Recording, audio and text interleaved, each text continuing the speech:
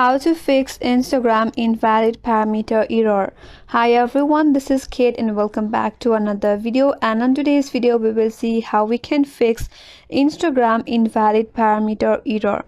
So without any further delay, let's get started. First of all, navigate to your Instagram application and tap and hold on it. From here, tap on app info. Once you're on your app info page, tap on storage and cache. Here, tap on clear cache. Clearing the cache will remove all the glitches or bugs from the application, which might help you to solve your problem. Once you're done with that, you have to go one step back. Here, scroll down a bit and then tap on open by default. And here, make sure the links that you have used in Instagram are verified. If you tap on these verified links, these are all the links that are verified here. If you like to add some links, you can tap on add links and you can add the link and make sure that this link is verified.